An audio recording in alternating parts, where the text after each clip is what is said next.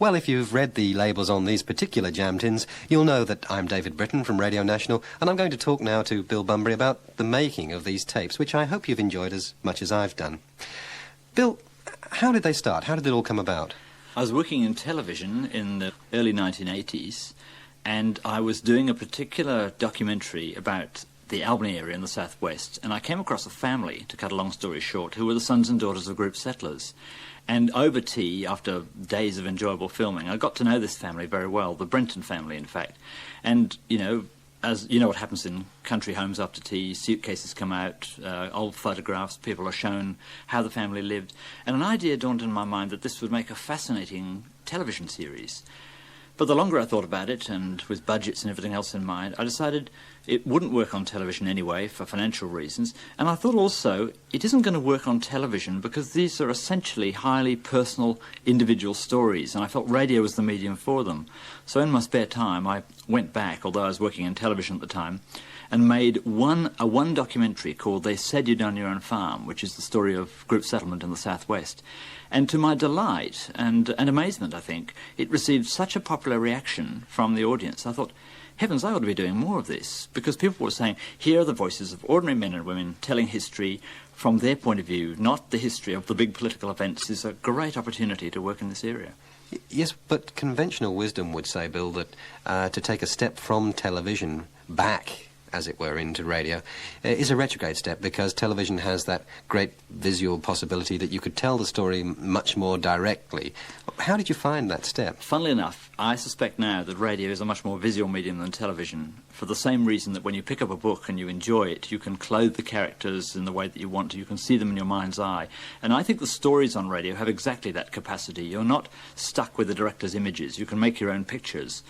And there's the classic story always, isn't there, of the little boy who was asked which medium he preferred, and he said radio, because the pictures are better. I agree with that little fellow. I think radio is that kind of medium. And it's also good, I think, at handling complex, difficult, ambivalent situations. The story of the group settlers was not a story of utter woe. It wasn't a story of people who were hard done by all the time. It was a story of people with guts and enterprise and humour. And all those things, I think, can come out more on radio, because you've got so many voices you can turn to, so many shifts of mood and emphasis that you can make in a radio documentary. Well, you built the pictures in those first few documentaries, and in fact went on to build a kind of what to me always seemed to be a sort of natural drama, a drama of life occurring on radio, from life, but almost an unscripted drama. And I know that over the years you've developed a kind of theory of this. Perhaps you could talk a little bit about that. Yeah, I believe that ordinary people's lives are part of a drama, and that people, as they get older, sense that they've taken part in important events. Even though they think that they're humble themselves, they're proud to have survived the Depression, to have known the Karri forests of the southwest before technology changed that forest forever. They're proud of skills. They're proud of having survived difficult times. And I think there is an element of drama in that you have, in a sense, a group of people who are expert witnesses. They don't necessarily all have university degrees or would call themselves highly educated, but they're articulate. They're people who've thought a lot about their lives, and if you can fashion the material so that it, in fact, gives their lives that extra quality, which I really believe it deserves. It's not hype, it's not building it up beyond what it's worth. You are, I think, truly putting a creative aspect into history, because history from the bottom up, the history of ordinary people, does have that quality of lives well lived, lives toughly lived, and victories won over difficult situations. It seems to me that's eminently worth doing. Now, as pieces of radio entertainment, it was important that all these documentaries were engaging and enjoyable, but during the period that they have emerged, the importance of this kind of work in what we might call more serious history has also begun to be appreciated. What sort of comments do you get about that? I think people say that what history has become in this form is, I'd hesitate to use the word, but someone else used it, so I think I can say it quite safely.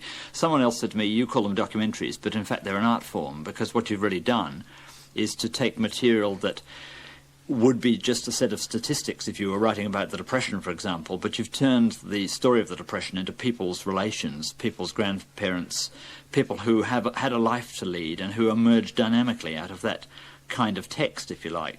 So that in a sense what I suppose we're offering is a kind of stimulus to see history in a highly personal way. And I think also to reduce it to its fundamentals. You can talk about the Depression in terms of how Australia was affected by movements in the international economy, but eventually it comes down to a man walking along a road for 4 days with no food in his belly and finding a kind Greek woman in a restaurant who feeds him, although he has no money, and his gratitude for that 60 years later. To me, that sums up what the Depression was about, and you can capture that on radio. You do have a style of your own as a program maker, and it involves removing yourself as much as possible from the programs that you make, and yet I feel your presence is always very clearly there. How has that emerged, and what's the theory behind that? I suppose it's my theory of interviewing is that good interviewing for this situation is intent listening. You pay the interviewee the respect that they deserve. That person is the most important person in your life at that time because you're collecting their story.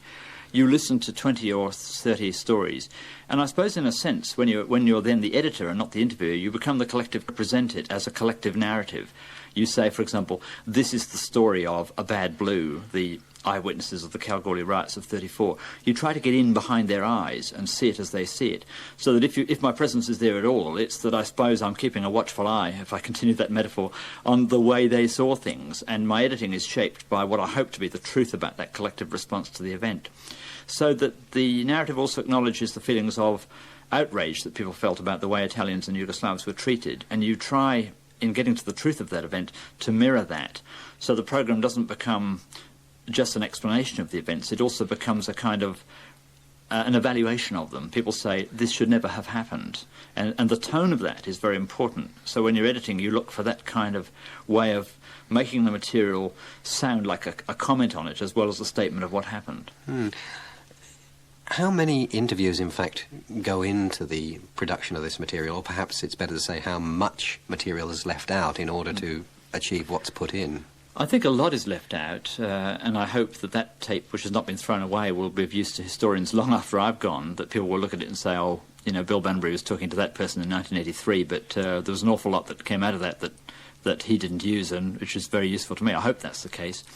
I'd say probably I would use about 1/8 of each person's story, and that's, I guess, the penalty you pay for working in radio, that you're matching narratives and you look for junctures, places where stories intersect and confirm each other, or occasionally contradict each other, because you're after that as well, that sense of ambivalence and contradictoriness. So I guess it is a low ratio, but in talking to the people originally, I always made that plain. I said, I'm looking to collect this story from people. There'll be a bit of you here and a bit of you there. And it's interesting, over the years, people have obviously got used to that from hearing those kinds of programs, because now they accept it. At one time, they were puzzled as to why, when they were interviewed, they'd only hear 3 minutes of themselves. Now there seems to be an acceptance of that. Bill, in the making of these programs, you've made many friends. Have you made any enemies? I once interviewed one person and was very impressed with her honesty and her forthrightness in describing a situation where she felt she was incapable of dealing with the situation, ill-prepared for it, and so on. And I thanked her for the interview and put it into one of the programs. But in fact, when it went to air, she said she was very angry about it because she said it made her look like a fool. But in fact, why I edited in that way was to try and show that the particular institution she was working for was badly run, and that since she herself had said that, I thought it seemed to me like a confirmation of the fact that there were staffing problems. So with the best will in the world, I did trip up there, and I still think I did the right thing in putting that material in, but it's just one of the casualties. That's the only time it's happened to me in 10 years of making programs like this. And special friends, perhaps? There's one man who I think has inspired me all the way along in these programs, and that's Jack Thompson, a forester who's dedicated to conservation, and he in fact gave the title of the book Reading the Labels on the Jam Tins, now compressed to Reading Labels on Jam Tins. That's Jack's way of describing how he longed to get out of the forest camps at night and go in for the dances on Saturday night. Jack is a wonderful example of how you can be passionate in your 80s about things you've believed in since you were 20. He loves the forest, he doesn't like what's happening to it, he sees the nurture of the forest as important, and I think he's a reminder to anybody of any age that it's important to hold values firmly all your life. And as an oral historian himself, he's done wonderful work in collecting other people's memories, and his own life example is one that I think has always inspired me. Memories is what we're often talking about in these programs. How reliable are memories? There's a paradoxical way of looking at that. As people get older, they script their lives. But if that particular script that they adhere to after a certain age becomes the script of their life, then it has a certain reality. You might say, people look at their lives and tend to say, well, I came through that, so it can't have been too bad after all. But if that is their final affirmation of what the Depression was, pride in having endured it, or group settlement, or any of those other experiences, then that has a particular kind of truth, because the evaluation of your life is a certain truth. And so I don't get too worried about that. And I find with most people anyway, there is a passion for the truth. They want this story to be told because they want to say, look, it was a difficult experience, if that's the kind of true, and it taught us certain things. And they're not afraid to own up to adversity. They're not afraid to own that adversity is a good teacher. And most of that generation of people I talk to, people now in their 70s, 80s, 90s, have had a much harder life than you and I, but they're proud of having coped with it. And that is a certain truth in itself. And what have you learned, Bill? You've been making these programs now for 10 years. How has it changed you? Oh, I think it's been a marvellous learning curve. I mean, I've been privileged to see back in time into a pre-war generation which I wasn't part of. I was born in 1940. I've been able to see the world of my parents. My father was born in Bustleton at the turn of the century, but grew up away from that in England. I came here to Australia in 1963, and I think in exploring that world, I've seen the world of my parents' generation much more than I would have otherwise. And I've learnt to respect enormously the people who came before us in terms of the little that they had and the much that they made of it. And I think the values they've adhered to, their toughness, their humour, their stoicism in the face of almost overwhelming events. I think that's what's impressed me. And I think also the courage and the forgiveness of Aboriginal people in particular, who've not had the best of it this century. And two of the programs in these series of cassettes acknowledge that. But the amazing endurance and resilience of those people is certainly something I've really learnt from. You've covered many of the major events and major periods in West Australian history, in this case. What are the next sorts of things that you think that this kind of oral history approach could begin to look at? Because, in a sense, one knocks off the major targets and then looks for other things. Yes, you're right. The first series for me was a race against time, because I knew this generation was going from us, and if we didn't catch it soon, it would go. I think the next generation to look at are probably the people of the 50s and 60s, who are now also beginning that same process of evaluation. The funny thing about history, of course, is the further it recedes from us, the more we can see its landmarks, and we can name the landmarks for the first 50 years. They're things like the Great War, the Depression, and in our state's case here in WA, group settlement and coping with a forest environment which was harsh and difficult and so on. But I think for the post-war generation, there are other kinds of things. We probably haven't done sufficient justice to urban living. We haven't looked at the way in which Australia has altered as a society. I'm very interested in migration, and I've done many programs on migration in that post-war period, which aren't in this particular series. So I think now we're looking more at that multicultural Australia, which is important. And we need now to begin to evaluate those Vietnamese lives, those Cambodian lives of people who have grown up in that post-war period. There's a whole lot of material which is fresh, I think, for the next generation of oral historians.